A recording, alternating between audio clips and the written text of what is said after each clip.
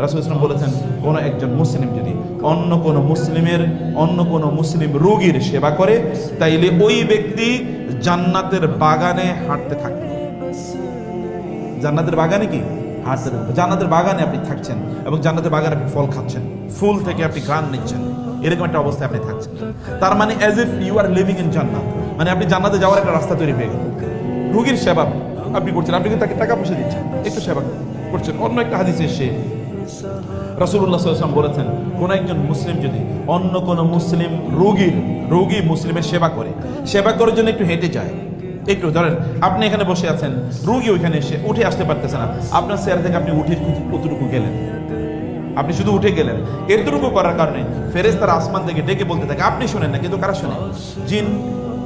কারা শোনে? জানেন, জিন এবং মানুষ শোনে না, কিন্তু প্রাণীগুলো শোনে, পশু পাখি শোনে, এমনকি পিঁপড়া, এগুলো পর্যন্ত তারা শোনে। আসমান থেকে একজন ফেরেশতা ডেকে বলে, এই আনতাবা তিবতা, যে তোমার অনেক কল্যাণ হোক, ওয়াতাবা মামশাকা, এবং তুমি যে হেঁটে যাচ্ছ এই কারণে তোমার কল্যাণ হোক, ওয়াতাবাওয়াতা মিনাল জান্নাতি মানজিলান, এবং জান্নাতে এর মাধ্যমে তুমি তোমার জন্য একটা প্রাসাদ নির্মাণ করে ফেলবে। কি হলো? আপনি মাত্র হাইটে গেছেন, জান্নাতে আপনার জন্য প্রাসাদ নির্মাণ হয়ে গেছে। এটা কি শেখ হাসিনার প্রাসাদ, গণভবন? এরকম যদি বিলিয়ন গণভবন একত্রিত করা হয়, ওই জান্নাতের একটা ইট কেনা যাবে না।